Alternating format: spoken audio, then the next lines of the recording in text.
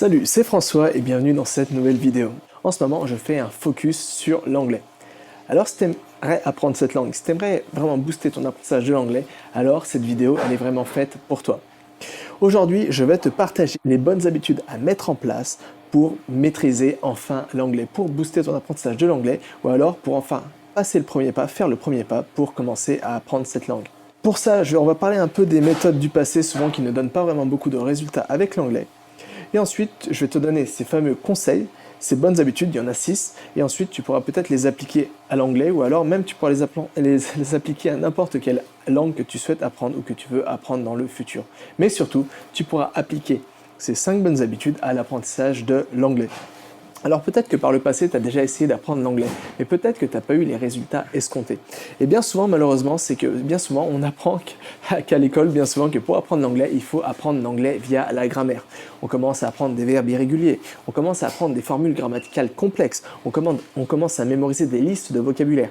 Mais tu t'en es rendu compte par toi-même certainement. De cette manière, c'est une manière totalement rébarbative d'apprendre l'anglais et surtout c'est une manière qui donne très peu de résultats. C'est pourquoi j'aimerais plutôt te partager dans cette vidéo 5 bonnes habitudes qui sont vraiment faciles à mettre en place et que tous les grands polyglottes de ce monde ont mis en place dans leurs apprentissages et qui permet vraiment de booster son apprentissage de l'anglais, de n'importe quelle langue, mais surtout qui permet de prendre plaisir à faire ça. Alors sans plus tarder, je vais te partager ces 5 bonnes habitudes. La première habitude, c'est de se fixer un objectif. Ça, c'est super important dans n'importe quel apprentissage, mais c'est surtout vrai pour l'anglais. Avant de commencer ton apprentissage, avant de commencer à apprendre l'anglais, ou alors même si tu as déjà commencé à apprendre l'anglais, il faut que tu commences par te fixer un objectif. Un objectif, il doit être précis. C'est pas apprendre l'anglais. L'objectif, ça serait plutôt, par exemple, connaître 2000 mots, les 2000 mots les plus fréquents, les plus courants en anglais d'ici 3 mois. Ou alors pouvoir tenir une conversation de 15 minutes dans 3 mois en anglais. Ou alors comprendre 80% de mes séries préférées, de mes films préférés dans 3 mois. Ça, c'est vraiment un objectif. Tu dois te fixer un objectif spécifique. Ça, c'est pour la première bonne habitude. Ensuite, tu dois apprendre absolument tous les jours. Ça, c'est vraiment la clé pour venir à bout de n'importe quel apprentissage et surtout pour emmagasiner, pour absorber des tonnes et des tonnes d'informations très très rapidement. Apprendre tous les jours, ça te permettra de créer un certain automatisme et petit à petit, sans t'en rendre compte comme ça, tu pourras absorber des tonnes d'informations. Ça, c'est la première clé. Apprendre absolument tous les jours l'anglais pour avoir des résultats, pour atteindre ton objectif presque en mode automatique comme ça. La troisième clé, la troisième bonne habitude à mettre en place, c'est transformer n'importe quelle situation, toutes les situations de ta vie de tous les jours, toutes les situations que tu rencontres au quotidien en opportunité pour apprendre l'anglais. Ça veut dire qu'au lieu de regarder par exemple une série en français, tu pourrais peut-être justement la mettre en anglais. Alors si tu n'as pas un niveau assez élevé aujourd'hui pour comprendre une série en anglais, tu peux tout simplement commencer par la regarder en VO en anglais avec des sous-titres français. Et ensuite, petit à petit, quand ton niveau augmente, tu peux changer les sous-titres pour mettre des sous-titres anglais et ensuite enlever les sous-titres et te baser seulement sur la vidéo. Autrement, tu peux essayer de pratiquer au quotidien. Si tu vois une personne étrangère, une personne qui est perdue, quelque chose comme ça, tu peux essayer de profiter de cette situation pour essayer de pratiquer ton anglais.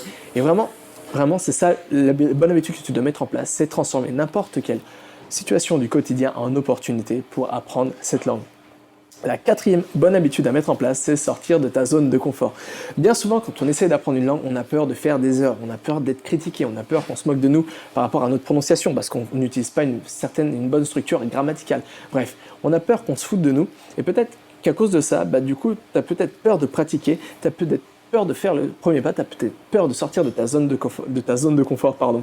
Et c'est peut-être pourquoi aujourd'hui, tu n'arrives pas à progresser ou alors tu stagnes ou alors, encore pire, tu oublies les choses que tu as apprises.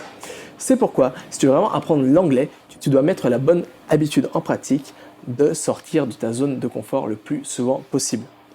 Cinquième bonne habitude à mettre en place, ça se rejoint un peu, c'est pratiquer un maximum.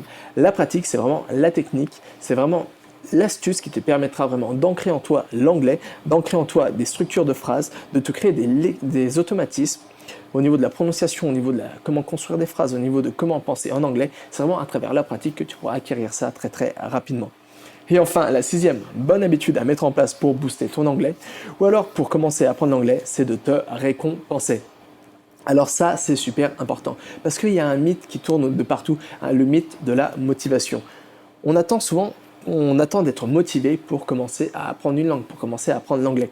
Mais ça, c'est un mensonge. La motivation, le problème avec la motivation, c'est que tu vas la perdre très très rapidement. C'est pourquoi tu dois entretenir cette motivation. Et pour ça, le mieux, c'est de te récompenser. C'est pour ça que bien souvent, par exemple, quand tu télécharges des applications pour apprendre l'anglais, pour méditer, des méditations, pour n'importe quoi, tu as des milestone.